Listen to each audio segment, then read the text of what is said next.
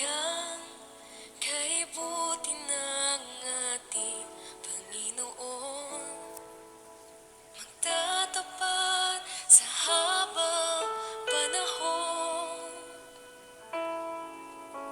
maging sa kabila ng ating pagkukulang. Biyaya niya'y patuloy na laan. Katulad ng pagsinag ng gintong araw, patuloy siyang nagbibigay tanglaw. Kaya sa puso ko damdamin, katapatan niya'y aking pupurihin.